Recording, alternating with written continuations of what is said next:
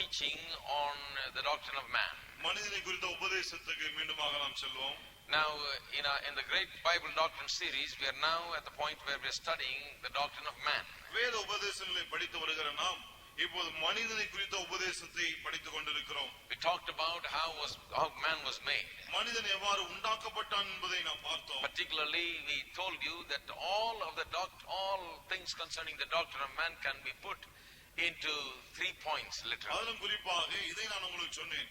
மனிதனை குறித்த உபதேசத்தை எல்லாமே 3 குறிப்புகளிலே அடக்கி விடலாம் என்று. One, that man is made in the image of God. முதலாவது மனிதன் தேவனுடைய சாயலிலே உண்டாக்கப்பட்டிருக்கிறான் This என்பது. is so totally different from anything else you can get from the world. இந்த உலகமானது மனிதனை குறித்து சொல்லுகிற எந்த ஒரு கருத்துக்கு இது முற்றிலும் வித்தியாசமானது. Only the Bible says this. வேதம் மட்டுமே இப்படி சொல்லுகிறது. That man is made like God. He is made in the image of God. மனிதன் தேவனை போலவே தேவனுடைய சாயலிலே உண்டாக்கப்பட்டிருக்கிறான். This is a key truth to understanding man. மனிதனை புரிந்து கொள்வதற்கு இதுதான் திறவுகோல் போன்ற சத்தியம். This is not available in the world. இந்த சத்தியம் உலகத்தில் இருப்பதில்லை. You cannot understand man if you are a worldly man, does not have anything to do with the church or the Bible.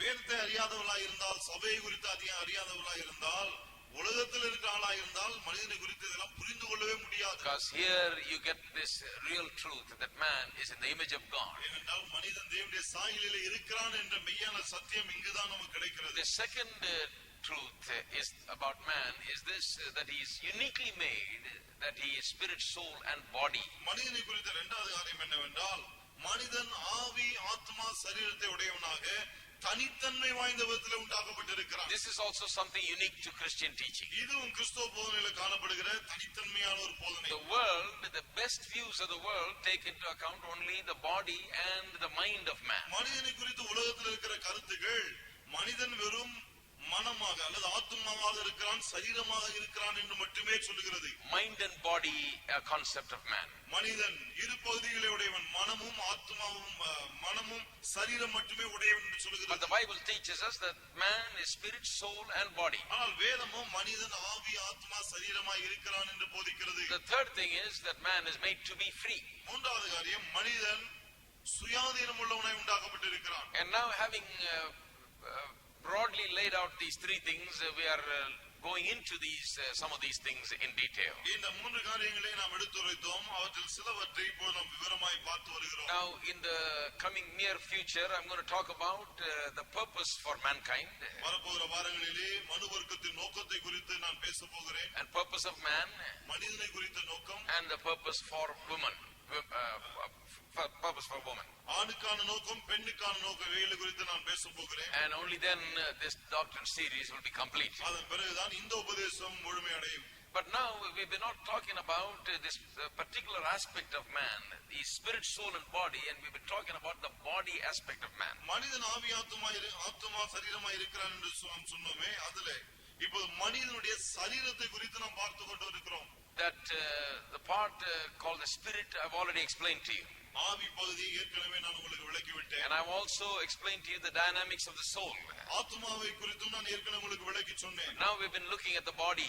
இப்போது சரீரத்தை நாம் பார்த்து கொண்டிருக்கிறோம். And I told you that body was never meant to decay, die and decay. நான் உங்களுக்கு சொன்னேன், சரீரம் ஒருபோதும் அப்படியே கெட்டு அழிந்து நாசமாய் போகும்படி உண்டாக்கப்படவில்லை. God created man as a bodily being.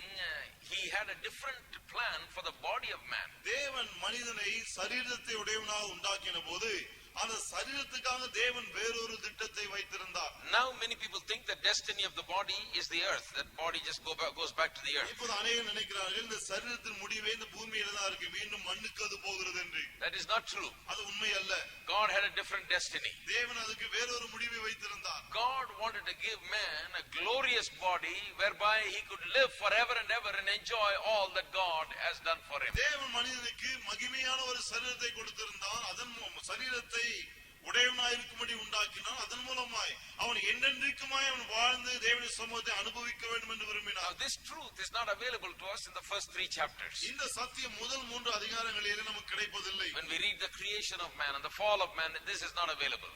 மனிதனுடைய சிருஷ்டிப்பை அவன் பாவத்துல விழுந்ததை குறித்து வாசிக்கும் போது இது அங்கே சொல்லப்படுகிறது இல்லை. Not directly stated there. நேரடியாக அங்கே சொல்லப்படவில்லை. But I showed you there are two great evidences that imply that man's destiny for the body was this. ஆனால் மனிதனுடைய சரீரத்தை குறித்த முடிவு இதுதான் என்பதை குறித்து ரெண்டு காரியங்களை நான் உங்களுக்கு சொன்னேன்.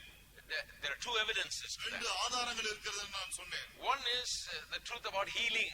ஒன்று சுகத்தை குறித்த சத்தியம். Throughout the Bible we read about God as the healer. வேதம் முழுவதும் தேவன் தான் குணமளிக்கிறவர் என்று நாம் பார்க்கிறோம். Why? Why doesn't God want the body to be sick?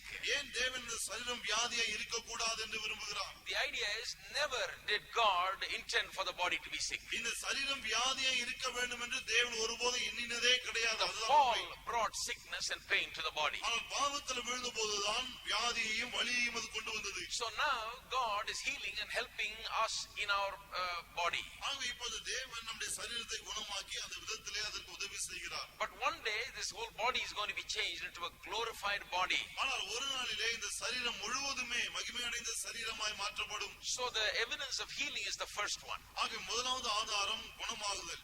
That is the evidence to the fact that the body was meant to be operating and functioning in a more perfect way than we see it today. இந்த சரீரம் இன்றைக்கு நாம் பார்க்கிற இந்த நிலையை விட பூரணமான ஒரு நிலையிலே செயல்பட வேண்டும் என்ற நோக்கத்தோடு தான் உண்டாக்கப்பட்டது என்பதற்கு அது ஆதாரமா இருக்கிறது. That is why God keeps healing bodies. ஆகவே தான் தேவன் சரீரங்களை குணமாக்கிக் கொண்டே இருக்கிறார். The second evidence is the evidence that is given in the Bible concerning the bodily resurrection and the glorification of the body. இரண்டாவது ஆதாரம் சரீர உயிர்த்தெழுதல், பிறகு இந்த சரீரம் மகிமைப்படுத்தப்படுதல். Redemption is about the restoration of all things that have been ruined. மீட்பு என்பது கெடுத்து நாசமாக்கப்பட்ட எல்லாமே மீண்டுமாய் பழைய நிலைமைக்கு கொண்டு வரப்படுவதுதான். In spirit, soul and body. ஆவி, ஆத்மா, சரீரத்திலே மீண்டும் எல்லாமே அப்படி வருவது. Salvation has brought about a restoration in our spirit where we are born again. All things are passed away, all things have become new in the spirit of man inside. ரட்சிப்பு மனிதனுடைய ஆவியிலே மனிதனுக்குள்ளாக பழையவை எல்லாம் ஒழிந்து போயின, எல்லாம் புதிதாயின என்று சொல்லக்கூடிய அந்த நிலையை ஏற்படுத்தி இருக்கிறது. In the mind, man is getting newer every day. மனதிலே மனிதன் அனுதினமும் புதிதாகிக் கொண்டே வருகிறான். Through the word of God, his soul is being renewed. தேவனுடைய வார்த்தையின் மூலமாக அவருடைய ஆத்துமா புதிதாக்கப்படுகிறது. The body will one day be renewed and made into a totally glorious body. ஆனால் சரீரம் ஒரு நாளிலே முற்றிலும் மகிமையடைந்த ஒரு சரீரமாய் மாற்றப்படும். And why? Because God intended for the body to have glory and be glorified and to be able to live forever. ஏனென்றால் இந்த சரீரம் மகிமையடைந்த சரீரமாய் இருந்து என்றென்றைக்குமாய் வாழ வேண்டும் என்ற நோக்கத்தோடு தான் தேவன் இதை உண்டாக்கினார். That is why that statement which many great Bible scholars say is true.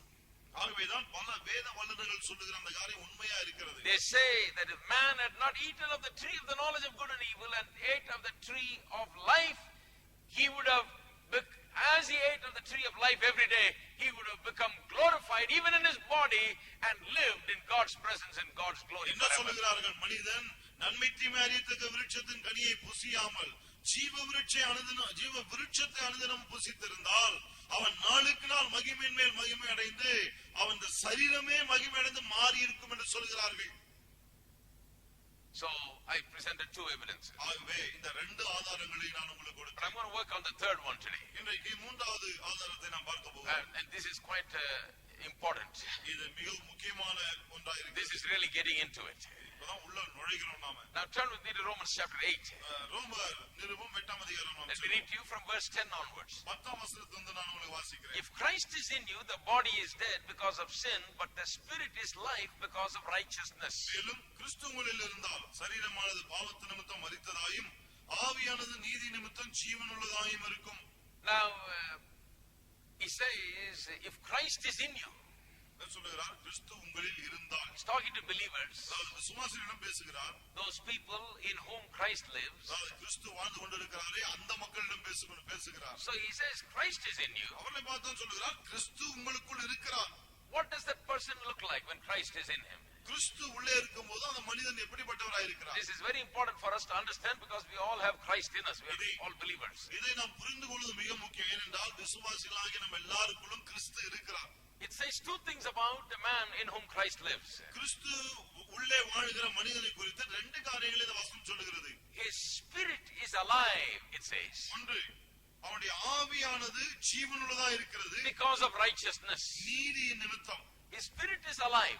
ஆவி ஜீவனுள்ளதா இருக்கிறது. His body is dead, it says. ஆனால் சரீரம் மரித்ததா இருக்கிறது என்று சொல்லுகிறது. What does this mean? இதனுடைய அர்த்தம் என்ன? It means spiritually he is alive. அர்த்தம் என்னவென்றால் ஆவிக்குரிய பிரகாரம் அவன் உயிருள்ளவனாய் இருக்கிறான். Because the believer has the life of Jesus in him. ஏனென்றால் விசுவாசிக்குள்ளே தேவனுடைய ஜீவன் இருக்கிறது. He has righteousness. அவனுக்குள்ளே நீதி இருக்கிறது. He is in a right standing with God. தேவனுக்கு முன்பதாக ஒரு பூரணமான நிலையில் இருக்கிறான். Spiritually he is alive. ஆவிக்குரிய பிரகாரம் உயிருள்ளவனாய் இருக்கிறான். Unsaved person is spiritually dead. ரட்சிக்கப்படாதவனோ ஆவிக்குரிய பிரகாரம் மரித்தவனாய் இருக்கிறான். Saved person is spiritually alive. ஆனால் ரட்சிக்கப்பட்டவனோ ஆவிக்குரிய பிரகாரம் உயிருள்ளவனாய் இருக்கிறான். So it says the spirit is alive. ஆவிதான் சொல்கிறார் ஆவி ஜீவன் உள்ளது. But look at what it says about the body. ஆனால் சரீரத்தை குறித்து என்ன சொல்கிறது என்பதை கவனியுங்கள். It says the body is dead, it says. இந்த சரீரம் மரித்தது என்று அவர் சொல்கிறார். How many of you know that the body is not really dead in the sense of really being dead? இந்த சரீரம் செத்தது என்று சொல்லும்போது அப்படியே எழுத்தின்படியே செத்தது கிடையாது என்று நமக்கு தெரியும்.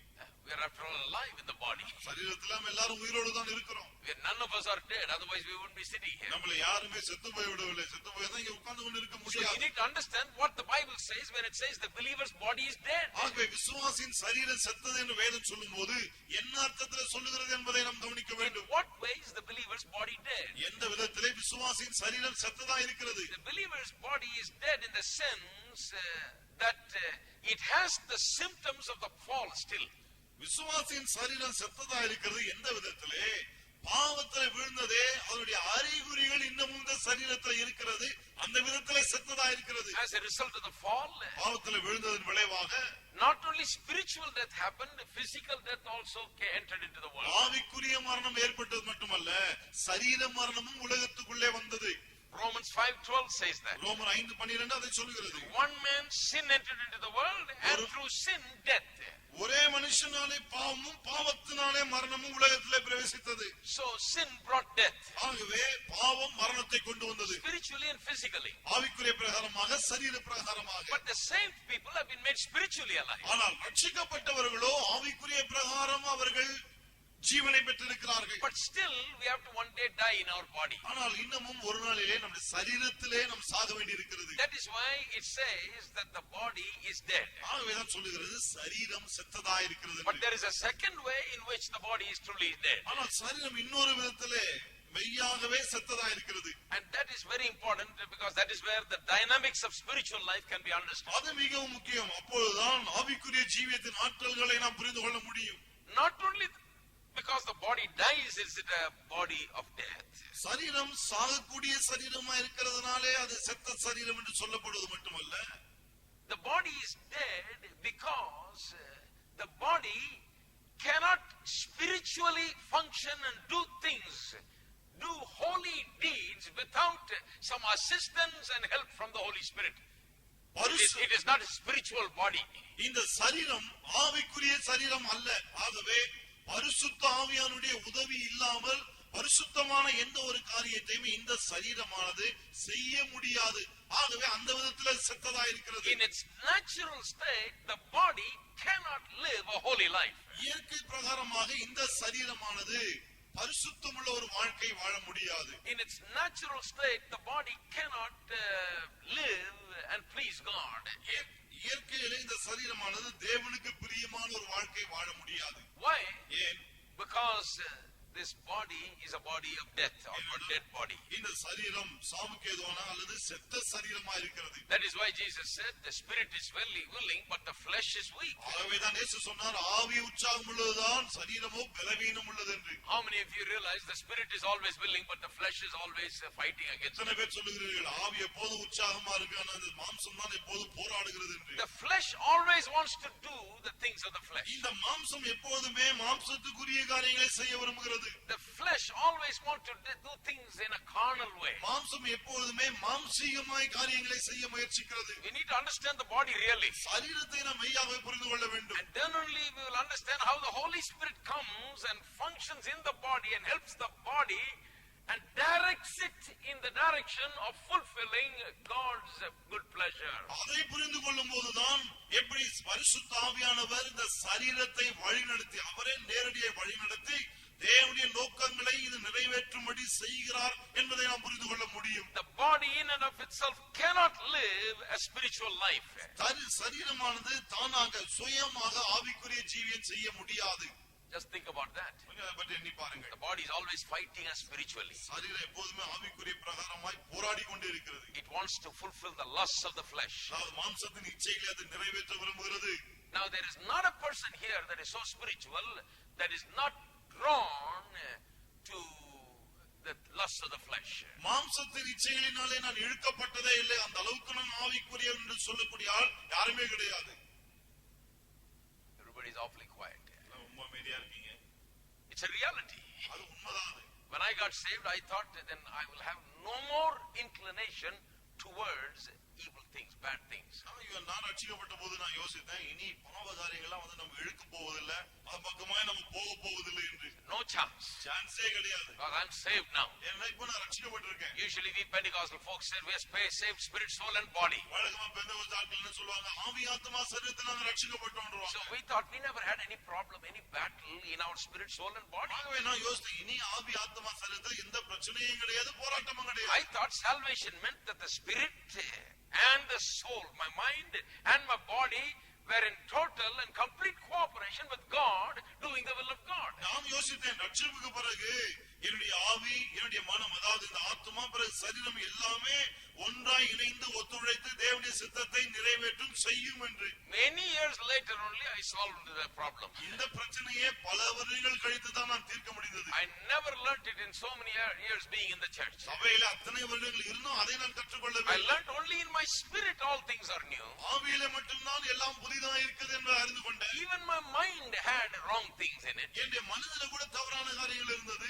That is why I need the word of God to cleanse it and renew it and make it new, like my inside where I am born again. My mind needs to be born anew by the word of God. தேவனுடைய வார்த்தையினாலே என்னுடைய மனமானது மறுபடியும் பிறக்க வேண்டும். எப்படி என்னுடைய ஆவி மறுபடியும் புதிதாய் பிறந்ததோ அதுபோல தேவனுடைய வார்த்தையுடைய மனதை கழுவி சுத்தம் செய்து அதை புதிதாய் பிறக்க வைக்க வேண்டும். So I am spiritual on the inside. ஆகவே உள்ளே நான் ஆவிக்குரியவனாய் இருக்கிறேன். I love God. தேவனை I நேசிக்கிறேன். want to serve God. தேவனை சேவிக்க விரும்புகிறேன். But my mind sometimes is my enemy. ஆனால் சில சமயத்தில் என்னுடைய மனம் என்னுடைய எதிரியா இருக்கிறது. Because it is not new, it is not thinking the things of God, it is not thinking in line with the word of God. ஏனென்றால் மனம் இன்னும் புதிதாகவில்லை, தேவனுடைய காரியங்களை சிந்திக்கிறதில்லை, தேவனுடைய வசனத்துக்கு ஏற்றவாறு அது சிந்திக்கிறதில்லை. It is not a renewed mind. அது புதிதாக்கப்பட்ட ஒரு மனம் அல்ல. Not a born again mind. மறுபடியும் பிறந்த ஒரு மனம் அல்ல. So I need renewing of mind. ஆகவே என்னுடைய மனதை நான் புதுப்பித்துக் கொள்ள வேண்டும். As I renewed my mind, the spiritual life got better and better. மனதை நான் புதிதாக்கிக் கொள்ள ஆவிக்குரிய ஜீவன் சிறப்படைந்தது. Because as a man thinketh, so is he. ஏனென்றால் ஒரு மனுஷனுடைய நினைவு எப்படியோ அவன் அப்படிதான் So இருக்கிறான். when my thinking got straightened out, I was able to live more effectively and successfully and victoriously for God. ஆகவே என்னுடைய சிந்தனை, என்னுடைய எண்ணம் சரிப்பட்ட போது, சீரடைந்த போது, சீரடைய தேவனுக்காக நான் வெற்றிகரமாக சிறப்பாக பயனுள்ளவனாய் வாழ முடிந்தது. Now listen to this. இப்ப கவனிங்க, This is very important. இது மிக முக்கியம். Now my mind is getting more and more renewed and I'm finding a lot of improvement. இப்போது என்னுடைய மனம் இன்னும் அதிகமாய் புதிதாகிக் கொண்டே போகிறது. ஆக பல முன்னேற்றங்களை நான் காண்கிறேன். But it doesn't stop there. ஆனா அது அங்கே அப்படியே நின்று The விடுவதில்லை. body is a big enemy. சரீரம் ஒரு பெரிய எதிரியா If இருக்கு. you do not watch the body, then my friend, there is some pitfalls out down the road. சரீரத்தை குறித்து எச்சரிக்கை இல்லை என்று சொன்னால் நான் சொல்லுகிறேன், போகிற வழியில படுகுழிகள் இருக்கும். Because the body is a body of sin. ஏன்னா இந்த சரீரம் பாவ சரீரமா இருக்கிறது. Not only as the symptom of the fall and death in there. பாவத்தில் விழுந்ததின் அறிகுறிகளும் மரணமும் இந்த சரீரத்தில் இருப்பது மட்டுமல்ல. The body is something that is always functioning against the things of God. இந்த சரீரமானது எப்போதுமே தேவனுடைய காரியங்களுக்கு எதிராக தான் வேலை செய்யும். In the fallen man, விழுந்து போன மனிதன் இல்லை. it tries to dominate the man. அது மனிதனை ஆளுகை செய்ய முயற்சிக்கிறது. So that the bodily passions and desires sometimes take over. ஆகவேதான் சரீரத்தின் ஆசைகள் இச்சைகளும் சில சமயத்திலே அவனை மேற்கொண்டு விடுகிறது.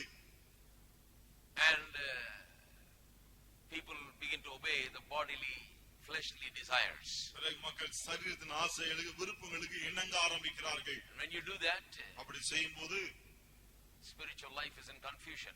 ஆவிக்குரிய வாழ்க்கை பெரும் குழப்பத்தில் இருக்கு. Inside you love God. உள்ளே தேவனை நேசிப்பீர்கள். In the mind you are improving every day. மனதிலே அனுதினமும் புதிதாவீர்கள். You thought you are doing well in spiritual life. ஆவிக்குரிய ஜீவிதத்திலே வளருகிறீர்கள் என்று நீங்கள் நினைப்பீர்கள். But then all of a sudden you see some bodily impulses, the body acting in a way that is so totally contrary to God's word and God's wish and desire and God meant ways of living. ஆனால் திடீரென்று பார்த்தால் உங்கள் சரீரமானது தேவனுடைய விருப்பம், தேவனுடைய சித்தம் இவை எல்லாவற்றுக்கும் முரணாக செயல்படுவதை நீங்கள் காண முடிகிறது. Functioning in a different way. ஏன்னா அது வித்தியாசமாய் செயல்படுகிறது. It says, I want this. எனக்கு இதுதான் வேணும். I want that. எனக்கு அது வேண்டும் என்கிறது. I like this. எனக்கு இது பிடிக்கும். I like that. எனக்கு அது பிடிக்கும். All of a sudden you see yourself becoming a body dominated person. திடீரென்று பார்த்தால் சரீரத்தினால் ஆளப்படுகிற மனிதனாய் நீங்கள் மாறி இருப்பீர்கள். That is why we need the help of the Holy Spirit. ஆகவே தான் பரிசுத்தாவின் உதவி நமக்கு தேவை. Now let's read at verse 11. 11ஆம் வசனத்தை நாம் வாசிப்போம். In verse 10 we are told,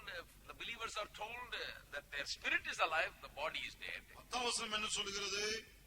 விசுவாசியுடைய ஆவி ஜீவன் உள்ளது, சரீரம் மரித்தது. Now verse 11. 11ஆம் வசனம் பாருங்க. Romans 8:11. ரோமர் 8:11. If the spirit of him who raised Jesus from the dead dwells in you, he who raised Jesus from the dead will also give life to your mortal bodies through his spirit who dwells in you. அன்றியும் இயேசுவை மரித்தோர்ந்து எழுப்பினவருடைய ஆவி உங்களில் வாசமாயிருந்தால் கிறிஸ்துவை மரித்தோர்ந்து எழுப்பினவர் உங்களில் வாசமாயிருக்கிற தம்முடைய ஆவியினாலே சாவுக்கு ஏதுவான உங்கள் சரீரங்களையும் உயிர்ப்பிப்பார். Now it's talking about how the Holy Spirit works in the body. பரிசுத்த ஆவியானவர் எவ்வாறு சரீரத்திலே கிரியை செய்கிறார் என்பதை குறித்து இது பேசுகிறது. This is something that is never preached in the church so much. இதெல்லாம் சபையில அதிகமாக போதிக்கப்படுவதே இல்லை. I wonder why. ஏன் அப்படின்னு எனக்கு புரியல. So important. இது ரொம்ப முக்கியம். He says if the same spirit that raised Jesus from the dead dwell in you, he will quicken your body. என்ன சொல்லுகிறார்? இயேசுவை உயிர்ப்பித்த அதே ஆவியானவர் உங்களில் வாசமாய் இருந்தால் உங்கள் சரீரங்களை உயிர்ப்பிப்பார். They told us two things from this traditionally. இதுல இருந்து பாரம்பரியமாய் ரெண்டு காரியங்களை எங்களுக்கு சொன்னார்கள். One, they told us when we die, one day on the resurrection day, the Holy Spirit will raise us up. முதலாவது என்ன சொன்னார்கள்? நாம் மரிக்கும்போது உயிர்த்தெழுதல் நாளிலே ஆவியானவர் நம்மை உயிர்ப்பிப்பார். Correct. அது சரிதான். I agree with that. நான் அதை ஒத்துக்கொள்கிறேன். But then they told us, all right, if you're living in this world, in this body, then the Holy Spirit quickens this body in the sense of healing and strength and health and so on. அடுத்ததாக என்ன சொன்னார்கள்? நாம் இந்த சரீரத்தில் வாழ்ந்து கொண்டிருக்கிறதுனாலே ஆவியானவர் இந்த சரீரத்துக்கு சுகத்தை கொடுக்கிறார், பலனை கொடுக்கிறார், இப்படி எல்லாம் செய்து அதை உயிர்ப்பிக்கிறார் என்று சொன்னார்கள். That is also true. அதுவும் சரிதான். I have preached that so many times. அதை பல சமயங்களில் நான் He பிரசங்கித்திருக்கிறேன். quickens us in our weakness, in our sickness and so நம்முடைய on, பலவீனங்களிலே, வியாதிகளிலே ஆவியானவர் நம்மை உயிர்ப்பிக்கிறார். to give us healing as well as to make us walk in health. நமக்கு சுகத்தை கொடுத்து உயிர்ப்பிக்கிறார், ஆரோக்கியமாய் வாழும்படியாகவும் உயிர்ப்பிக்கிறார். But there is a third aspect that is never taught yet. ஆனால் இதுல மூன்றாவது ஒன்று இருக்கிறது, இதை போதித்ததே கிடையாது. And that is how the Holy Spirit helps this body to cooperate in the matter of living for God. அது என்ன? தேவனுக்காக வாழக்கூடிய அந்த விஷயத்திலே இந்த சரீரமானது ஆவியோடு ஒத்துழைக்கும்படி ஆவியானவர் உதவி செய்கிறார். ஆவியானவர் இந்த சரீரத்துக்கு கடிவாளத்தை போட்டு, literally the Holy Spirit comes in to bridle the body, to bring it under control and direct it in the way that it should go and function. ஆவியானவர் எழுத்தின்படி இந்த சரீரத்துக்கு ஒரு கடிவாளத்தை போட்டு அது என்ன திசையிலே செல்ல வேண்டுமோ அந்த திசையிலே போக பண்ணுகிறார். That is what is meant. That is also meant, I believe, the Spirit will quicken our mortal bodies. ஆவியானவர் சாவுக்கேதுவான நம்முடைய சரீரங்களை உயிர்ப்பிப்பார்னு சொல்லுகிறாரே, இந்த அர்த்தமும் அதில் அடங்கி இருக்கிறதுன்னு நான் நம்புகிறேன். I truly believe that verse 11 is not talking about resurrection of the dead in the end.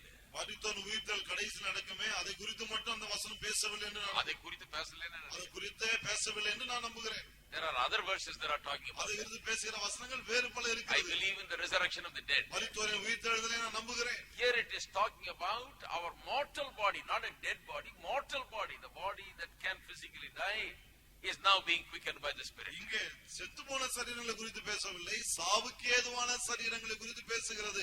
அதை தான் உயிர்ப்பிப்பார் என்று சொல்கிறது. So he's talking about something spiritual here. ஆகவே இங்கே ஆவிக்குரிய காரியத்தை குறித்து பேசுகிறார். I do believe this can be applied to healing and health. இதை சுகத்துக்காக ஆரோக்கியத்துக்காக நாம் சொல்ல முடியும் என்று நம்புகிறேன். But I do believe the second application is very important. ஆனா அதே சமயத்துல இரண்டாவது காரியமும் ரொம்ப முக்கியம் என்று நம்புகிறேன். Because without this you will never understand victorious Christian living. ஏனென்றால் இது இல்லாமல் வெற்றிகரமான கிறிஸ்தவ வாழ்க்கையை நாம் புரிந்து கொள்ளவே முடியாது. I will give you the evidence that this is indeed talking about this. இந்த வசனம் மெய்யாகவே இதை தான் சொல்லுகிறது என்பதற்கான ஆதாரங்களை நான் கொடுக்கிறேன். From right this passage I will give you the இந்த evidence. வேத பகுதியிலிருந்து அந்த ஆதாரங்களை But கொடுக்கிறேன். let me state the case first. ஆனா முதலாவது நான் இந்த விஷயத்தை சொல்லி விடுகிறேன். What does it mean when it says he'll quicken our bodies? நம்முடைய சரீரங்களை உயிர்ப்பிப்பார் என்று சொன்னால் என்ன அர்த்தம்? It means that this body has sinful tendencies. அர்த்தம் என்ன? இந்த சரீரத்திலே பாவம் செய்வதற்கான It likes to dominate with sinful lusts and so on. இந்த சரீரமானது பாவ இச்சைகளினாலே ஆளுகை செய்ய விரும்புகிறது. But the Holy Spirit comes in and controls the body and brings a control in the body. ஆனால் ஆவியானவர் வந்து இந்த சரீரத்தை கட்டுப்பாட்டுக்குள்ளே கொண்டு வருகிறார். How does he do it? அவர் எப்படி அதை செய்கிறார்? He brings spiritual life, quickens the body. ஆவிக்குரிய ஜீவனை கொண்டு வந்து இந்த சரீரத்தை உயிர்ப்பிக்கிறார். This has already happened in our spirit inside. இது ஏற்கனவே உள்ளே நம்முடைய ஆவியிலே நடந்து விட்டது. The spirit is holy. ஆவி பரிசுத்தம் உள்ளது. The spirit is where God dwells. ஆவியிலே தான் தேவன் வாசம் பண்ணுகிறார். The spirit is willing. இந்த ஆவி உற்சாகம் உள்ளது. The spirit desires after God, longs after God, thirsts after God. இந்த ஆவி தேவனை விரும்புகிறது, வாஞ்சிக்கிறது, அவர் மேல் தாகமாய் இருக்கிறது. Spirit is attached to God. ஆவி தேவனோடு ஒன்றி போய் இருக்கிறது. But the body is attached to the world. ஆனால் சரீரமோ உலகத்தோடு இசைந்திருக்கிறது. Attached to sin. பாவத்தோடு இசைந்திருக்கிறது. Attached to everything that is contrary to God. தேவனுக்கு முரண்பாடான எல்லாவற்றோடு இணைந்திருக்கிறது. So the Holy Spirit who is working in my spirit also comes over to my body and helps it to cooperate with me in the matter of living a sanctified Christian life. ஆகவே என்னுடைய சரீரத்தை என்ற ஆவியை உயிர்ப்பித்த அதே ஆவியானவர் வந்து தேவனுக்கேற்ற விஷயங்களிலே இந்த சரீரம் ஆவியோடு ஒத்துழைக்கும்படி அதற்கு உதவி செய்கிறார். Amen. Amen.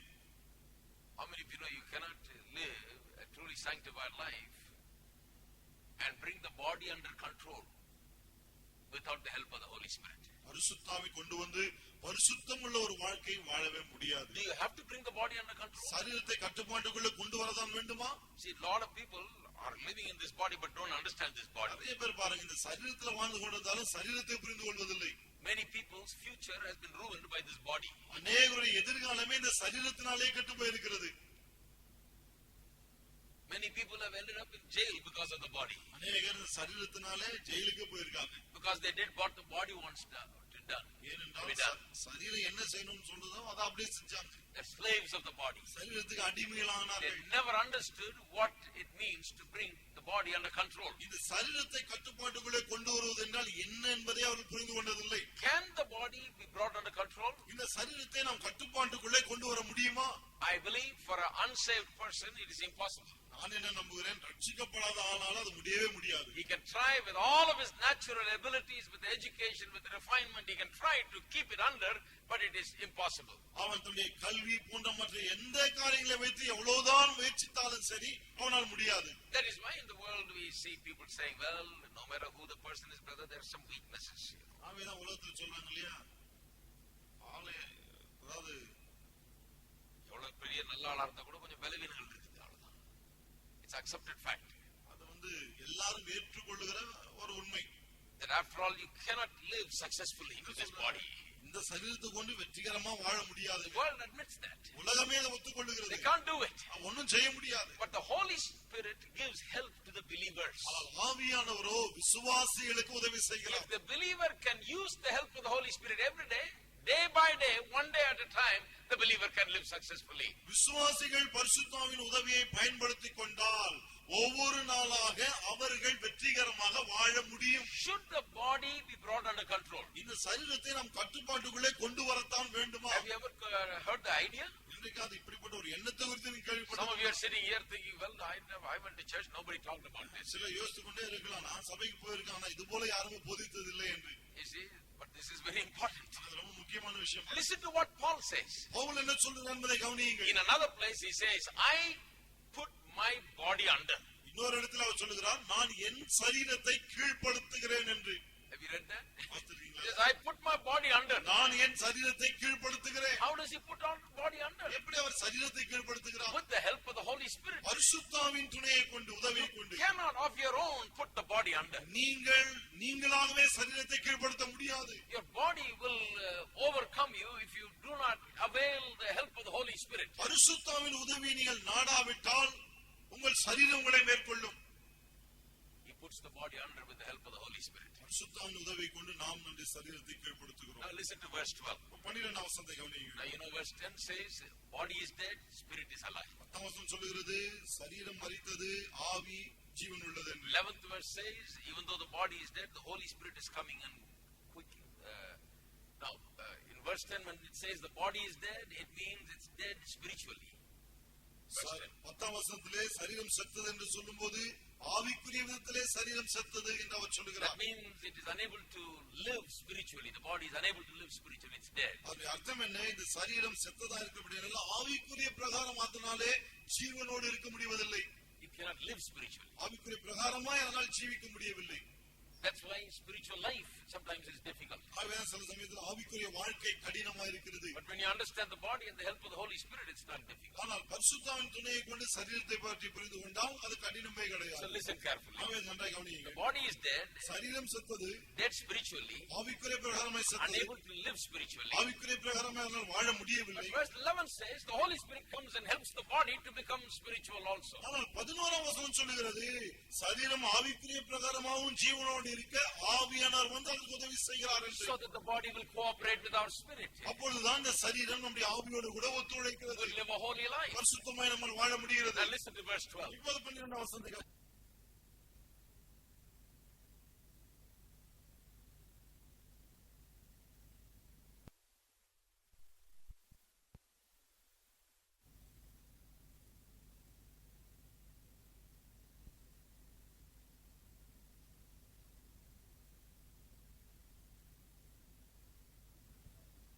After saying, if the same spirit that raised Jesus from the dwell in you will quicken your mortal body. இயேசுவை உயிரோடு கூட எழுப்பின அதே ஆவியானவர் உங்களில் வாசமா இருந்தால் சாவுக்கு ஏதுவான உங்கள் சரீரங்களை உயிர்ப்பிப்பார் என்று சொன்ன பிறகு Immediately it says, you are not a debtor to the flesh to live according to the flesh. உடனடி என்ன சொல்லுகிறார்? மாம்சத்தின்படி வாழ்வதற்கு நீங்கள் மாம்சத்துக்கு கடனாளிகள் அல்ல. And he says, therefore. அது மட்டும் இல்ல, ஆகையால் சகோதரன் ஆரம்பிக்கிறார். Wherefore? ஆகையால்னா எதனால்? Because the Holy Spirit is quickening your body. ஆவியானவர் உங்கள் சரீரத்தை உயிர்ப்பிக்கிறதாலே You are no more a debtor to the flesh. இனி நீங்கள் மாம்சத்துக்கு கடனாளிகள் அல்ல. Because the Holy Spirit that raised Jesus from the dead, this resurrection spirit power is working in you and quickening you. You are no more a debtor to this body. இந்த உயிர்த்தெழுதலின் வல்லமை உங்களுக்குள்ளே கிரியை செய்து கொண்டிருக்கிறபடியினாலே இனி சரீரத்தின்படி நடக்க நீங்கள் அதற்கு கடனாளிகள் அல்ல. You are not a debtor to the body to live according and fancies. சரீரத்துடைய ஆசைகள், இச்சைகள், விருப்பங்கள் அதற்கேற்றபடி வாழ்வதற்கு நீங்கள் சரீரத்துக்கு கடனாளிகள் அல்ல. Everybody say, I'm not debtor to the flesh. எல்லாரும் சொல்லுவோம், நான் மாம்சத்துக்கு கடனாளி அல்ல. That means அப்படியானால் you do not have to live as a slave to the flesh and its desires. இந்த மாம்சத்துக்கும் அதனுடைய ஆசை இச்சைகளுக்கும் அடிமைகளாக நீங்கள் வாழ தேவையில்லை. No Christian today needs to live under the dictates of the flesh. எந்த ஒரு விசுவாசியும் இன்றைக்கு சரீரம் என்ன சொல்லுகிறதோ அதை அப்படியே செய்து வாழ வேண்டிய அவசியம் இல்லை. Why? ஏன்? Because he's got the help of the Holy Spirit. ஏனென்றால் ஆவியானவரின் உதவி அவனுக்கு இருக்கிறது. He can live better. அவன் நல்ல ஒரு வாழ்க்கை வாழ He முடியும். can keep the body under and live above it. அவன் சரீரத்தை கீழ்ப்படுத்தி அதற்கு மேலாய் வாழ முடியும். He can take victory over every fancies and the whims of this body. சரீரத்தினுடைய எல்லா விருப்பங்கள், ஆசைகள் எல்லாவற்றையும் அவன் ஜெயிக்க முடியும். But many Christians, when they don't understand it, they are slaves to their flesh and their bodies, and they think this is how God intended for them to live. ஆனால் இதை புரிந்து கொள்ளாதனால்தான் பல கிறிஸ்தவர்கள் சரீரத்துக்கு அடிமையா இருக்கிறார்கள். இப்படிதான் வாழ வேண்டும் என்று தேவன் உண்டாக்கி விட்டார் என்று நினைக்கிறார்கள். I will say to you this. நான் உங்களுக்கு இதை சொல்லுகிறேன். Just as God never intended death, எப்படி தேவன் மரணம் இருக்க வேண்டும் என்று விரும்பவில்லையோ, God never intended sickness, வியாதி இருக்க வேண்டும் என்று விரும்பவில்லையோ, God never intended weakness, பலவீனம் இருக்க வேண்டும் என்று விரும்பவில்லையோ? God never intended for your body to be functioning in a sinful way. அதே போல உங்கள் சரீரமும் பாவம் செய்து செயல்பட வேண்டும் என்று தேவன் விரும்பினதே கிடையாது. This body, these hands, these legs, these eyes, these ears were never given to do sin.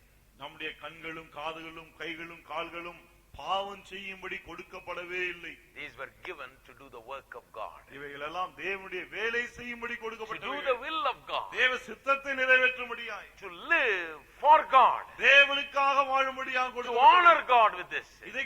இவைகளை கொண்டு நாம் தேவனை கனம் பண்ணும்படியாய் கொடுக்கப்பட்டவை. Never meant to sin. ஒருபோதும் பாவம் செய்யும்படி கொடுக்கப்பட்டவை அல்ல. That is why sin is such a terrible thing. ஆகவேதான் பாவம் அவ்வளவு பயங்கரமான ஒரு காரியமா இருக்கிறது. That is why doing sinful deeds with our body is such a terrible thing, because it so totally dishonors God and ruins God's purposes. ஆகவேதான் இந்த சரீரங்களை கொண்டு பாவ செயல்களை செய்வது அவ்வளவு மோசமான கேவலமான காரியமா இருக்கு. ஏனென்றால் தேவனுடைய சித்தத்தை தேவனுடைய திட்டங்களை எல்லாம் அது கெடுத்து நாசமாக்குகிறது. Body is never meant to do that. இந்த சரீரம் அப்படி இருக்கும்படி உண்டாக்கப்படவில்லை. You know why God quickens this body and helps this body? ஏன் தேவன் இந்த சரீரத்தை உயிர்ப்பிக்கிறார், இதற்கு உதவி செய்கிறார் தெரியுமா? Not to live like you want to live. ஏதோ உங்கள் இஷ்டத்துக்கு மனம் போன போக்கிலே வாழ்வதற்கு அல்ல. No. கிடையாது. That is why, my friend, it's all connected. ஆகவேதான் நான் சொல்லுகிறேன், எல்லாமே ஒன்றோடு ஒன்று இணைந்தது. Even bodily well-being and life is connected with living for God. தேவனுக்காக வாழ்வதிலே இந்த சரீரமும் சரீர நல்வாழ்வும் இணைந்திருக்கிறது. It cannot be separated. அதை பிரிக்க முடியாது தனியா. People come for healing. மக்கள் சுகத்துக்காக வர்றாங்க. They want healing. அவங்களுக்கு வெறும் சுகம் தான் வேணும். But they want to go and live for themselves. ஆனா போய் அவர்கள் முன்ன வாழ்ந்த வாழ்க்கை அப்படியே வாழ They விரும்புகிறார்கள். want to do what they've been doing. அவர்கள் இதுவரை செய்து வந்ததையே செய்ய விரும்புகிறார்கள். You can't do that, my friend. அப்படி செய்ய முடியாது. It's all connected with one another. எல்லாமே ஒன்றோடு ஒன்று அந்த அளவுக்கு பிணைந்திருக்கிறது. Why does the Holy Spirit want to quicken me? ஏன் ஆவியானவர் என்னை உயிர்ப்பிக்க விரும்புகிறார்? Why does he want to help my body? ஏன் என் சரீரத்துக்கு உதவி செய்ய விரும்புகிறார்? Because he wants to use me in my body on this earth. ஏனென்றால் என் சரீரத்தை கொண்டு இந்த பூமியிலே என்னை பயன்படுத்த அவர் விரும்புகிறார். That's why he doesn't want me to lay down sick in my bed. ஆகவேதான் நான் வியாதி படுக்கையில் இருக்க அவர் விரும்புவதில்லை. Because I need to come and preach here. நான் வந்து இங்க பிரசங்கம் பண்ணணும். I need to go places. நான் போய் பல இடங்களுக்கு செல்ல வேண்டும். God wants my body. தேவனுக்கு என் சரீரம் தேவை. God wants my body to be instruments of his purpose. என் சரீரம் அவருடைய நோக்கங்களை நிறைவேற்றுகிற கருவியா இருக்கும்படி தேவன் விரும்புகிறார். That is why he is helping my body. ஆகவேதான் என் சரீரத்துக்கு உதவி செய்கிறார். He is not going to heal me and strengthen me to do my own whatever I want with this body. நான் போய் என் சரீரத்தை கொண்டு என்னுடைய இஷ்டத்துக்கு செய்வதற்காக என் சரீரத்தை குணமாக்கி அவர் உதவி செய்வதில்லை. No. கிடையாது. He strengthens us. The more we do the will of God and stay in the will of God and live for God, the more the grace of God in healing is available to our body. நாம் தேவனுடைய சித்தத்திலே இருக்க, தேவனுடைய சித்தத்தை செய்ய அதிகமாய் விரும்பும் போது தேவன் அதிகமாய் நம்முடைய சரீரத்தை பலப்படுத்தி அவளை செய்து முடிக்க நமக்கு உதவி செய்கிறார். Amen. Amen. That's why the body is so important. ஆகவேதான் சரீரம் அவ்வளவு முக்கியம். Paul makes an important statement here, I think. Pavul நான் நினைக்கிறேன் ரொம்ப முக்கியமான ஒரு காரியத்தை சொல்கிறார். He says we are not debtors to the flesh. என்ன சொல்றார்? நாம் மாம்சத்துக்கு கடனாளிகள் அல்ல. He says I don't owe nothing to this body. அவர் சொல்ல இந்த சரீரத்துக்கு எனக்கு எந்த கடனும் கிடையாது. Some people say, well, the body has some needs, brother, and you got to pay your debt. இல்லன்னு சொல்றாங்க, இந்த சரீரத்துக்குரிய சில தேவைகள் இருக்கு இல்லையா, அந்த கடனை செலுத்தி ஆகணுமே அப்படின்றாங்க. And sometimes I've heard even people that sin that say, well, the body needs these things and you got to pay your debt. This is like you're a debtor to the body. You got to feed the body what it wants. You got to sin is like that, they say. பாவம் செய்கிறாங்க என்ன சொல்றாங்க? ஏன் பாவம் செய்றாங்களா? இந்த சரீரத்துக்கு சில காரியங்களை செய்ய வேண்டியிருக்கு, கடனாளிகளை போல நம்ம அதை செஞ்சுட்டு போகணும் அப்படின்றாங்க. Just like we eat, we got to do some things. எப்படி நம்ம சாப்பிடுறோமோ அது போல இன்னும் சில காரியங்களை செய்யணுமே. You can't tell the body when it wants food, no food. பசி எடுக்கிற நேரத்துல சரீரத்தை பார்த்து உனக்கு சாப்பாடு கிடையாதுன்னு சொல்ல முடியாது. You got to feed it. அதை போஷிக்க வேண்டும். When it's thirsty, you got to feed it with water. தாகம் எடுக்கும்போது தண்ணீர் குடித்தாக வேண்டும். Likewise, many other things also they say. இது போல பல காரியங்களும் அப்படிதான் என்று சொல்லுகிறார்கள். So it's just like eating, brother. என்ன சொல்றாங்க? சாப்பிடுற மாதிரி அதுவும் ஒண்ணு அப்படின்றாங்க. Just there are many kinds of hunger and you end up satisfying that hunger. The body demands it. After all, you are a debtor to the body. In that way, you got to pay your debt. பலவிதமான பசியில் இருக்கிறது, இந்த சரீரம் அதையெல்லாம் கேட்கிறது, நாம் கடனாளிகள், ஆகவே அதை கொடுக்கிறோம் அப்படின்றாங்க. I will show to you, the Apostle Paul says, we are not debtors to this body. நான் சொல்லுகிறேன், பவுல் சொல்லுகிறார், நாம் இந்த சரீரத்துக்கு கடனாளிகள் அல்ல என்று. Now what does this mean? இதனுடைய அர்த்தம் என்ன? It means I eat only what I want to eat, and I eat only when I want to eat, and how much I want to eat, and what I want to do with it. இதனுடைய அர்த்தம் என்ன? எப்பொழுது சாப்பிட வேண்டும் என்று நான் விரும்புகிறேனோ அப்பொழுதுதான் சாப்பிடுவேன், எவ்வளவு வேண்டும், என்ன சாப்பிட வேண்டும் என்று நான் சொல்லி விரும்புகிறேனோ அந்த அளவுக்கு தான், அந்த நேரத்திலே தான் நான் சாப்பிடுவேன். I will sleep how much I want to sleep and when I want to sleep and so on. எவ்வளவு தூங்கணும், எப்போ தூங்கணும், அதெல்லாம் நான் நிர்ணயிப்பேன். My body cannot dictate that. I am not a debtor to that. I am not. என் சரீரம் எனக்கு சொல்லக்கூடாது, நான் என் சரீரத்துக்கு கடனாளி அல்ல. The Bible says I don't owe it to the body. வேதம் சொல்லுது நான் என் சரீரத்துக்கு கடனாளி அல்ல. I'll give you an example. ஒரு உதாரணத்தை கொடுக்கிறேன். Jesus and the disciples were hungry. இயேசுவும் சீஷர்களும் பசியா இருந்தனர். Jesus sat by the well and sent the disciples to get some food. இயேசு கிணற்றண்டை உட்கார்ந்து விட்டு தம்முடைய சீஷர்களை உணவு வாங்கி வர அனுப்பினார். That's the time he met with the woman at the well. அந்த சமயத்தில் தான் அந்த சமாரிய ஸ்திரியை சந்தித்தார். I don't want to read all of this because it'll take time. அவ எல்லாரும் வாசிக்க விரும்பல, நேரமாகும். This is in John chapter 4. இது யோவான் 4ஆம் அதிகாரத்தில் இருக்கிறது. So by the time the disciples came back, he was talking to the woman at the well. அவ சீஷர்கள் திரும்பி ஒரு நேரத்திலே பார்த்தால் இயேசு அந்த ஸ்திரீயண்டை பேசிக் கொண்டிருக்கிறார். Busily conversing with her. ரொம்ப தீவிரமா பேசிட்டு இருக்காரு. And a good sharing of the gospel with her. சுவிசேஷத்தை அவளோடு கூட பகிர்ந்து கொண்டிருக்கிறார். And the disciples came and சீஷங்க வந்தாங்க. and they are looking at Jesus busy. இயேசு ரொம்ப பேசிட்டு இருக்கிறத Aren't you பார்த்தாங்க. hungry? பசி இல்லையா? He said, no, to do the will of God is my meat. அவர் சொன்னார், என் பிதாவின் சித்தத்தை செய்வதே என்னுடைய போஜனமா இருக்கிறது. In other words, he's saying, I will eat when I want to eat, but I am doing the will of the Father. It's like food to me. அது என்ன சொல்லுகிறான்? எனக்கு எப்போ இஷ்டமோ அப்போதான் நான் சாப்பிடுவேன். பிதாவின் சித்தத்தை செய்வதே நான் சாப்பிட்டது போல இருக்கு. I am doing the will of the Father now. பிதாவாகிய தேவனுடைய சித்தத்தை செய்கிறேன். Food can wait. உணவு காத்திருக்கலாம். That is why sometimes fasting is good. ஆகவேதான் சில சமயத்துல உபவாசம் இருக்கிறது நல்லது. You know why? ஏன் தெரியுமா? Because we are saying food you wait. என்ன சொல்றீங்க? உணவே காத்திரு. I am in control. நான் தான் கட்டுப்பாட்டுல இருக்கேன். You are not in control. நீ கட்டுப்பாட்டுல இல்ல. Body you wait. சரீரமே நீ காத்திரு. You are not in control. நீ கட்டுப்பாட்டுல இல்ல. I am in control. நான் தான் கட்டுப்பாட்டுல I will இருக்கிறேன். eat when I want to eat. எப்போ இஷ்டமோ அப்பதான் நான் சாப்பிடுவேன். You can't make a big fuss. நீ அது ஒரு பெரிய விஷயம் ஆக்க முடியாது. My meat is to do the will of the Father. பிதாவின் சித்தத்தை செய்வதே என்னுடைய போஜனம். Jesus says, I feel like I've already eaten because I've been doing God's work. இயேசு என்ன சொல்றார்? தேவனுடைய வேலையை செய்து கொண்டிருந்தனால ஏற்கனவே எனக்கு சாப்பிட்டது போல தான் இருக்கு. See, here is a man living totally different from the rest of the world. இந்த மனிதன் உலகத்துல மற்ற எல்லாரை விட முற்றிலும் வித்தியாசமாய் வாழுகிறார். The world says, முதல்ல சாப்பிடுங்க அப்புறம் பாப்போம் அத. வயித்துக்கு முதல்ல தீனியை போடுங்க அப்புறம் அதெல்லாம் நடக்கும். He says, no, that's the will of the, let that wait. இவர் என்ன சொல்ல? கிடையாது, தேவ சித்தத்தை முதல் செய்வோம், இது காத்திருக்க. How can that wait? எப்படி அது காத்திருக்க How முடியும்? can you even deny food to the body? Sometimes you can do that because you are not a debtor. You just don't have to pay your debt to the body. You are in no way debtor. சரீரத்துக்கு உணவே வேண்டாம் என்று நாம் சொல்லுகிறோமே, அது எப்படி? காரணம் இதுதான், நாம் அந்த சரீரத்துக்கு கடனாளிகள் அல்ல. You know, Moses went up to see God in the mountain. ஒரு முறை மோசே மலையிலே தேவனை பார்க்க போனான். God said, come up there, I want to show myself. தேவன் சொன்னா, நீ மேலே ஏறி வா, நான் உனக்கு என்னை வெளிப்படுத்துவேன். Now a lot of people think Moses went for fasting 40 days. நிறைய பேர் நினைக்கிறாங்க மோசே 40 நாள் உபவாசம் இருக்க மேல போனான்னு. No. கிடையாது. Moses fasted 40 days, so I will fast 40 days. மோசே 40 நாள் உபவாசம் இருந்தா, ஆகவே நான் உபவாசம் இருப்பேன்.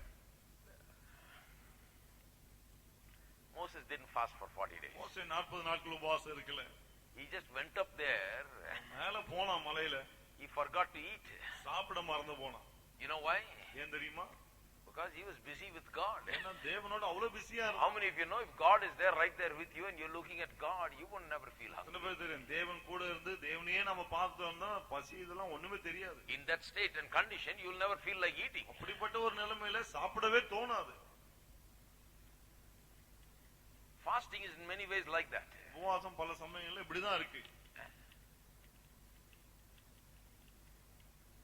It's because you enjoy God's presence even more than at ordinary times because you pay attention to God and His presence. ஏனென்றால் அப்படிப்பட்ட நேரங்களிலே தேவனுடைய சமூகத்தை அதிகமாய் நாம் உணர்கிறோம், அதிகமாய் அதை அனுபவிக்கிறோம். Therefore, you don't even feel like eating. ஆகவேதான் சாப்பிடணும்ன்ற ஒரு எண்ணம் கூட வருவதே கிடையாது. 40 days he never ate. 40 நாட்கள் சாப்பிடவே இல்லை. Never drank. தண்ணீர் கூட குடிக்கல. Just like that, he just existed. சும்மா அப்படியே இருந்தான், அவ்வளவுதான். God is his everything. தேவன் தான் அவனுக்கு எல்லாமாக இருந்தார். So you don't owe anything to the body, my friend. சரீரத்துக்கு நீங்கள் கடனாளிகளே கிடையாது. No, I know you got to eat right and eat in time and eat all that. But when it comes down to it, you can't say the body is the controlling factor. I got to do what is necessary for the body. You are not a debtor to the body. நல்லா சாப்பிடணும், ஒழுங்கா சாப்பிடணும், சரியா சாப்பிடணும், இதெல்லாம் நேரத்துக்கு சாப்பிடணும், நேரத்துக்கு சாப்பிடணும், இதெல்லாம் தெரியும். ஆனா சரீரத்துக்கு நாம் கடனாளிகள் அல்ல, சரீரம் சொல்ற நேரத்துல எல்லாம் செய்வதற்கு. இப்படியேதான் நான் வாழ்வேன், மற்றதெல்லாம் அப்புறம் கிடக்கட்டும், நான் நேரத்துக்கு சாப்பிடணும், நான் சாப்பிடணும், இதைத்தான் சாப்பிடணும், எனக்கு இன்னைக்கு என்ன கோழிக்கறி சாப்பிடணும், நீ கோழிக்கறி சாப்பிட்டே ஆகணும்லாம் ஒண்ணும் கிடையாது. You are not a debtor to the body. என்னால் சரீரத்துக்கு நீங்கள் கடனாளிகள் அல்ல.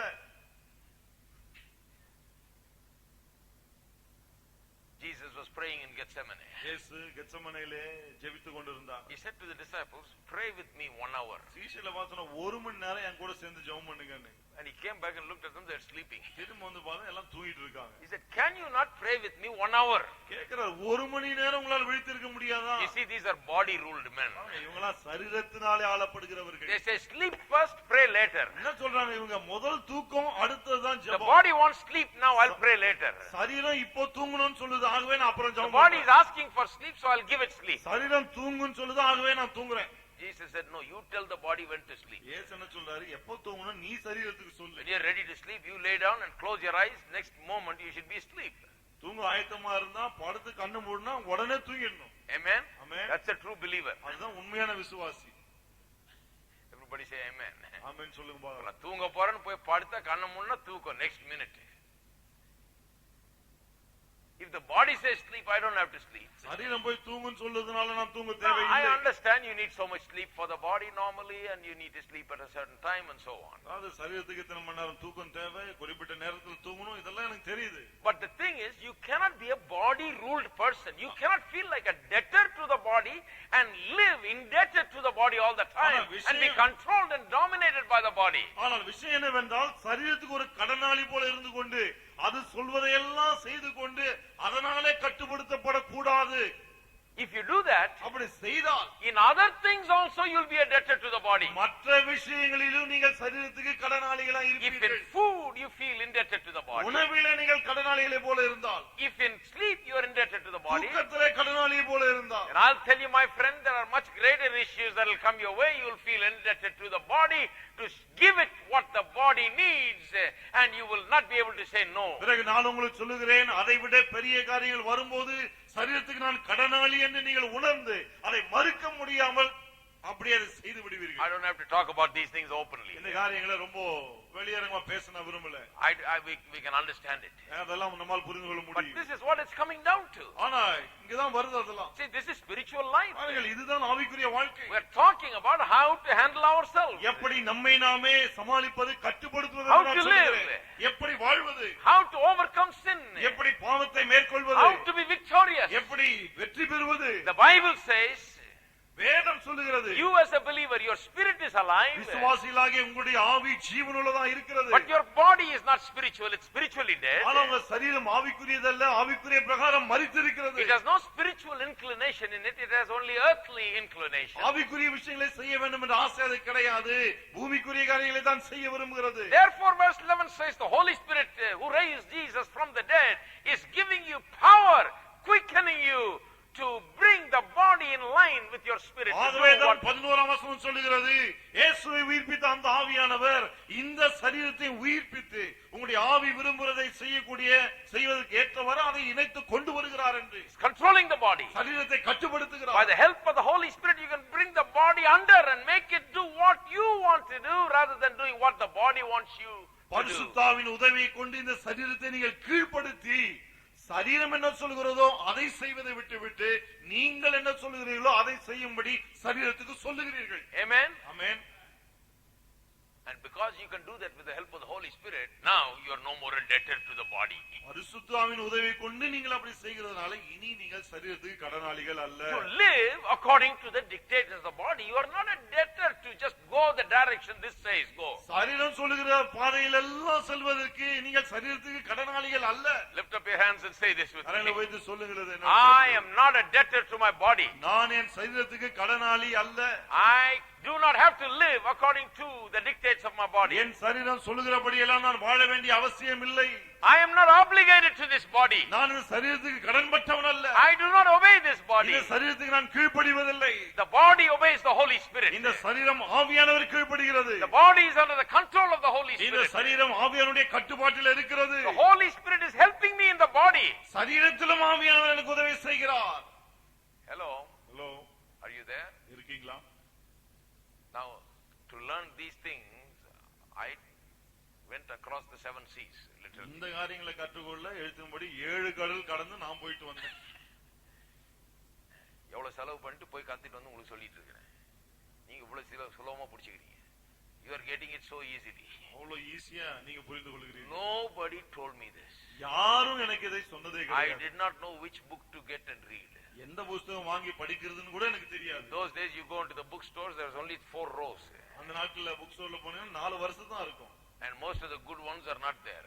நல்ல புத்தகங்களும் இருக்காது. Mostly Bibles were there. நிறைய பைபிளுங்க இருக்கும். Bible is the thing I never understood, first of all. முதல்ல எனக்கு புரியாத ஒரு காரியம் இந்த Bible. So I went to church to hear the Bible preached. Nobody told me what the Bible says. பைபிள பிரசங்கம் பண்ணுவாங்களான்னு சபைக்கு போனா அங்கேயும் யாரும் பிரசங்கம் பண்றது இல்ல. They said, eye has not seen, ear has not heard, neither has the mind of man understood the things that God has prepared for them. என்ன சொன்னாங்க? தேவன் ஆயத்தம் பண்ணினவில்லை, கண் கண்டதும் இல்லை, காது கேட்டதும் இல்லை, அவனுடைய மனதுக்கு புரிந்ததும் இல்லை. So போச்சு போன விட்டு. You're not going to understand this. ஏன்னா எதுவுமே உனக்கு புரிய போறது இல்ல. All I needed is a good teacher to tell me how these things work. இந்த காரியங்கள் எப்படி வேலை செய்கிறது என்பதை எனக்கு போதிக்கக்கூடிய ஒரு நல்ல ஆசிரியர் எனக்கு தேவைப்பட்டது. You know, it's there. I am not a discoverer of these things. I am not like Columbus, who discovered America. கொலம்பஸ்ல அமெரிக்கா கண்டுபிடிச்சது போல இதெல்லாம் ஏற்கனவே எழுதப்பட்டிருக்கு. Some people look at me and say, oh, he's found out a lot of things newly from the Bible. சில என்ன பார்த்து சொல்றாங்க, பைபிள் வந்து நிறைய புது விஷயம்லாம் கண்டுபிடிச்சிருக்காரு. I am just simply teaching to you what great Bible teachers have already taught for years and years. மாபெரும் வேத போதகர்கள் எத்தனையோ வருஷங்களுக்கு முன்னாலே போதித்தவைகளை தான் நான் இப்போ போதிக்கிறேன். A great teacher named Watchman Nee is the person through whom I really understood a lot about spirit, soul and body. Watchman நீ என்ற மிகப்பெரிய ஒரு பிரசங்கர் மூலமாக தான் ஆவி ஆத்மா சரீரத்தை குறித்து நிறைய விஷயங்களை கற்றுக்கொண்டேன். His books give great details on spirit, soul and body. ஆவி ஆத்மா சரீரத்தை குறித்து நிறைய விவரங்களை அவருடைய புத்தகங்கள்ல பார்க்கலாம். All of these things are taught there. இந்த விஷயங்கள் எல்லாம் அங்க போதிக்கப்பட்டிருக்கு. But it seems like no preacher is interested in it. ஆனா எந்த பிரசங்கியாரும் அதுல ஆர்வம் காட்டுவது போல தெரியல. People are struggling every day to live a Christian life. ஏனென்றால் அனுதினமும் கிறிஸ்தவ வாழ்க்கை வாழ மக்கள் போராடுகிறார்கள். And the Bible has got the answers. ஆனா அதற்கு வேதத்துல பதில் இருக்கிறது. We are not able to explain to the people what it is. இதை மக்களுக்கு என்ன விஷயம்னு விளக்கி சொல்ல முடியல. I tell you, my friend, this is it. நான் உங்களுக்கு சொல்லுகிறேன், இதுதான். Man is created spirit, soul and body. ஆவி ஆத்மா சரீரமாய் உண்டாக்கப்பட்டான். Was created in a wonderful way. அற்புதமான விதத்தில் உண்டாக்கப்பட்டான். To live for God. தேவனுக்காக வாழும்படி. Even in his body he would have been glorified and live forever to enjoy God. சரீரத்தில் கூட அவன் என்னென்னைக்குமாய் வாழ்ந்து தேவனை அனுபவிக்கும்படியாக தான் உண்டாக்கப்பட்டான். But fall brought about a death, spiritual death and physical death. ஆனால் அவன் பாவத்தில் விழுந்ததனாலே ஆவிக்குரிய மரணத்தையும் சரீர மரணத்தையும் அவன் கண்டான். So salvation is this. ஆகவே ரட்சிப்பு என்றால் இதுதான். Salvation is where he is first spiritually restored. ரட்சிப்பின் போது முதலாவது ஆவிக்குரிய பிரகாரம் உயிர் பெறுகிறான். Spiritual life comes in. ஆவிக்குரிய ஜீவன் அவனுக்குள்ளே வருகிறது. Then he continues to put the word inside, so the mind is restored and made new. Now the mind is also ruined, so the word cleans the mind out and renews the mind. அதன் பிறகு வசனத்தை அனுதினமும் மனதுக்குள்ளே அனுப்புகிறான். ஆகவே கெட்டுப்போன அந்த மனமும் இப்பொழுது நாளுக்கு நாள் வசனத்தினாலே புதிதாக்கப்படுகிறது. And the body we never talk about. சரீரத்தை பற்றி பேசுறதே கிடையாது. If anything they say about body in the church, I found out they say the body is not important after all because it's going dust to dust. சரீரத்தை குறித்து சபையில எல்லாம் பேசுனாங்கன்னா இததான் சொல்லுவாங்க. சரீரம் முக்கியமே கிடையாது, ஏன்னா அது மண்ணோடு மண்ணா போகும். இந்த பாழா போன மண்ணோடு மண்ண போற சரீரத்துக்கு அதை பற்றி என்ன பெரிய பிரசங்கம் தேவை இருக்கு? வேண்டியது இல்ல. ஆனா இந்த பாழா போற மண்ணாடு மண்ணா போற சரீரம் தான் இவ்வளவு பிரச்சனை கொடுக்குது, இவ்வளவு பாவத்தை செய்ய வைக்குது, இழுக்குது ஆள அப்படியே காந்தம் மாதிரி. It's pulling the man, மனிதனை dominating the person. இழுக்கிறது, அவனை ஆளுகிறது அது. And the Bible is talking about the Holy Spirit and how he comes and helps the body. ஆனால் வேதம் எப்படி ஆவியானவரே வந்து சரீரத்துக்கு உதவி செய்கிறார் என்பதை போதிக்கிறது. Which Holy Spirit? எந்த The ஆவியானவர்? same Spirit that raised Jesus from the dead இயேசுவை மரித்தோரிலிருந்து எழுப்பின அதே ஆவியானவர் is here in our body. அவர் நம்முடைய சரீரத்தில் இருக்கிறார். The Holy Spirit is in you, he says. ஆவியானவர் உங்களிலே இருக்கிறார் என்று சொல்லுகிறார். If the Spirit dwells in you, ஆவியானவர் உங்களில் வாசமாய் இருந்தால், so the Holy Spirit is living in you. ஆகவே ஆவியானவர் உங்களுக்குள்ளே வாசமாய் இருக்கிறார். Why is the Holy Spirit living in you? ஏன் ஆவியானவர் உங்களில் வாசமாய் இருக்கிறார்? So that once in a while you can shout hallelujah. எப்போதாவது அல்லேலூயான்னு கூச்சல் போடவா? Once in a while you can jump 5 feet high. அல்லது எப்போதாவது 5 அடி உயரம் குதிக்கவா? Or once in a while you get really excited. அல்லது எப்போதாவது அப்படியே உற்சாகத்துல ஒரு கூச்சல் போடவா? No, not once in a while. He's living there. For that he can just come and just quicken you just like a shock. குதிக்க வைக்க கூச்சல் போட அவர் எப்போதாவது வந்து ஒரு ஷாக் கொடுக்கிற மாதிரி பண்ணாலே போதும். Holy Spirit வந்து இப்படி தொட்டா போதும். Why is he living? ஏன் உள்ளேயே வாழ்ந்து கொண்டிருக்கிறார்? Because he's got a job to do. ஏனென்றால் செய்வதற்கு அவருக்கு ஒரு வேலை இருக்கு. What kind of job? என்ன விதமான வேலை? Many things. பல காரியங்கள் இருக்கு. Guiding you inside your spirit. உங்கள் ஆவியிலிருந்து உங்களை வழி நடத்துகிறார். Giving you leading, guiding. வழி நடத்தி பாதையை காண்பிக்கிறார். Right? Helping you to understand the word. வசனத்தை புரிந்து கொள்ள உதவி செய்கிறார். He's helping you to comprehend things in your mind. உங்கள் மனதிலே காரியங்களை புரிந்து கொள்ள உதவி செய்கிறார். Because this human mind is incapable of understanding these glorious things. ஏனென்றால் இந்த மனித மனம் மகிமையான காரியங்களை புரிந்து கொள்ள கூடாத நிலையில் இருக்கிறது. That's why he's got to stay. ஆகவே தான் அவர் இங்கே இருக்க வேண்டியிருக்கு. Then he stays because the body is always trying to act up. அது மட்டுமல்ல, இந்த சரீரம் எப்பொழுதுமே அது ஆள முயற்சி செய்கிறது. So he's staying to keep the body under. ஆகவே இந்த சரீரத்தை கீழ்ப்படுத்த அவர் உள்ளே இருந்து கொண்டிருக்கிறார். So what must I do? What must I do? ஆகவே நான் என்ன செய்ய வேண்டும்? I must live constantly in fellowship with the Holy Spirit. எப்போதும் ஆவியானவரோடு ஐக்கியம் கொண்டு நான் வாழ வேண்டும். Amen. Amen. Be aware of the Holy Spirit. ஆவியானவர் குறித்த உணர்வோடு இருக்க வேண்டும். Expect the Holy Spirit always to minister to me. ஆவியானவர் எப்போது எனக்கு ஊழியம் செய்யும்படி நான் எதிர்பார்க்க வேண்டும். Always expect the Holy Spirit to give me victory. ஆவியானவர் எப்போது எனக்கு வெற்றியை கொடுக்கும்படி எதிர்பார்க்க வேண்டும். Always expect the Holy Spirit to help me walk in holiness. ஆவியானவர் எப்போதும் என்னை பரிசுத்தத்திலே நடக்க உதவி செய்வார் என்று எதிர்பார்க்க வேண்டும். Expect the Holy Spirit to make it possible for me to live above all the lusts of the flesh. இந்த மாம்சத்தின் இச்சைகள் எல்லாவற்றுக்கும் மேலாக நான் வாழ ஆவியானவர் எனக்கு உதவி செய்வார் என்று எதிர்பார்க்க வேண்டும். So look at verse 12. இப்போ 12ஆம் வசனம் We'll பாருங்க. finish with this. I got some more to say, but we'll continue next week. பார்த்து நான் முடிப்பேன். நிறைய சொல்ல வேண்டியிருக்கு. அடுத்த வாரம் பார்ப்போம். See, these are very important things. பாருங்க, இதெல்லாம் ரொம்ப I முக்கியமான want you to காரியங்கள். grasp these things. இவைகளை நாம் கிரகித்துக் கொள்ள வேண்டும். Therefore, brethren, we are debtors, not to the flesh, to live according to the flesh. ஆகையால் சகோதரரே, மாம்சத்தின்படி பிழைப்பதற்கு நாம் மாம்சத்துக்கு கடனாளிகள் அல்ல. Therefore, connects it to verse 11. ஆகையால் என்ற அந்த வார்த்தை 11ஆம் வசனத்தோடு அதை இணைக்கிறது. Because of what is said in 11, therefore, you are not a debtor to the flesh. 11ஆம் வசனத்தோடு சொல்லப்பட்டிருக்கிறபடினாலே, அது சொல்லப்பட்டு இருக்கிறபடியால் நீங்கள் மாம்சத்துக்கு கடனாளிகள் அல்ல. Because the Holy Spirit helps your body, you are no more a debtor. ஆவியானவர் உங்கள் சரீரத்துக்கு உதவி செய்கிறதுனாலே நீங்கள் மாம்சத்துக்கு கடனாளிகள் அல்ல. Need not live according to the flesh. நீங்கள் மாம்சத்தின்படி வாழ வேண்டிய அவசியம் இல்லை. Are you having a battle with the flesh? மாம்சத்தோடு உங்களுக்கு பெரும் போராட்டமா இருக்கா? You don't have to. போராட வேண்டிய அவசியம் இல்லை. நீங்க Just stay close to the Holy Spirit. ஆவியானவரோடு நெருக்கமா இருங்க. Just have fellowship with the Holy Spirit. ஆவியானவரோடு ஐக்கியம் கொள்ளுங்கள். Ask the help of the Holy Spirit. பரிசுத்த ஆவியின் உதவியை நாடுங்கள். He is not far away. அவர் வெகு தூரத்தில் He is inside. அவர் உங்களுக்குள்ளே இருக்கிறார். If you find it very difficult, you ask the Holy Spirit to help you. உங்களுக்கு மிகுந்த கஷ்டமா இருந்தால் ஆவியானவரே உதவி செய்யும் என்று கேளுங்கள். You will find the divine help coming to you. தெய்வீக உதவி உங்களுக்கு கிடைப்பதை காண்பீர்கள். Verse 13. 13ஆம் வசனம். If you live according to the flesh, you will die. மாம்சத்தின்படி பிழைத்தால் சாவீர்கள். But if by the Spirit you put to death the deeds of the body, you will live. ஆவியினாலே சரீரத்தின் செயலை அழித்தால் பிழைப்பீர்கள். How wonderful it says. எவ்வளவு அழகா சொல்றாரு பாருங்க. ஆவியினாலே சரீரத்தின் கிரியைகளை அழிக்க உதவும்படியாக தான் ஆவியானவர் உள்ள இருக்கிறார். I want to destroy the works of the body that is contrary to anything that pleases God. தேவனுக்கு பிரியமா இருக்கிற எல்லாவற்றுக்கும் முரணாய் இருக்கிற இந்த சரீரத்தின் செயல்களை நான் அழிக்க விரும்புகிறேன். I must destroy it every day. நான் அனுதினம் அவளை அழிக்கணும். Oh, the body would love to do this and that. இந்த சரீரம் இதையும் அதையும் செய்ய விரும்புகிறது. The body will run after this and that. சரீரம் இதையும் அதையும் நாடி ஓடுகிறது. But I am, with the help of the Holy Spirit, destroying the deeds of the body every day. ஆனால் நானோ பரிசுத்தாவின் உதவியினாலே சரீரத்தின் செய்கைகளை ஒவ்வொரு நாளும் அழிக்கிறேன். That's the believer. அதுதான் விசுவாசி. Put to death the deeds of the body. சரீரத்தின் கிரியைகளை அழித்து விடுங்கள். Put to death the deeds of the body. சரீரத்தின் கிரியைகளை சாகடியுங்கள். So you got a work to do. ஆகவே நீங்க செய்ய வேண்டிய வேலை ஒன்று இருக்கு. You put to death the deeds of the body. நீங்கள் சரீரத்தின் செய்கைகளை சாகடிக்க வேண்டும். How? எப்படி?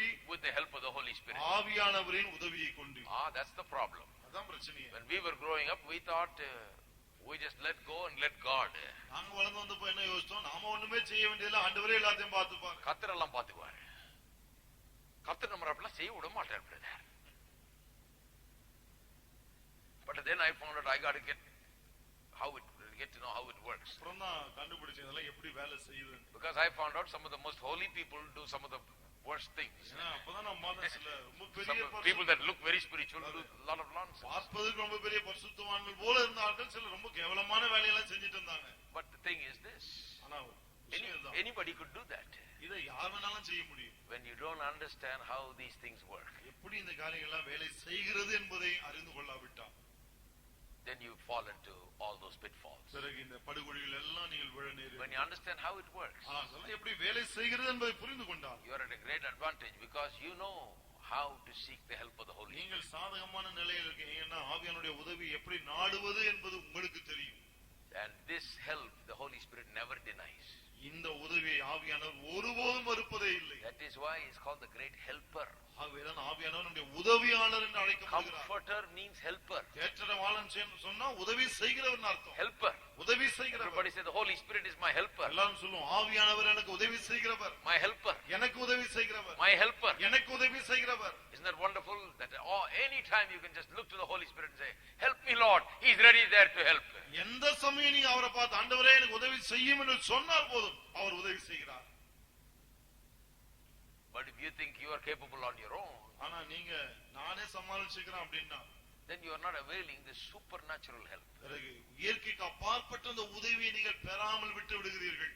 You need to avail this help. இந்த உதவியை நீங்கள் பெற்றுக்கொள்ள வேண்டும். Help me Lord. உதவி செய்யுங்க. Holy Spirit help me. ஆவியானவரே எனக்கு உதவி செய்யுங்க. Help me today. இன்றைக்கு உதவி செய்யுங்க. Help me to live successfully today. இன்றைக்கு வெற்றிகரமாய் வாழ உதவி செய்யுங்க. Help me to live victoriously today. இன்றைக்கு நான் ஜெயிக்கிறவனாய் வாழ உதவி செய்யுங்க. Help me to win over my passions and my everything that draws me away from you. இன்றைக்கு உம்மை விட்டு எனக்கு தூரமாய் இழுக்கிற எல்லா ஆசை இச்சைகளையும் ஜெயிக்க எனக்கு உதவி செய்யும். Help me to live today. இன்றைக்கு நான் வாழ எனக்கு உதவி செய்யும். For you. உமக்காக வாழ. Amen. Amen. Let's stand up together. நாம் எல்லாரும் எழுந்து நிற்போம்.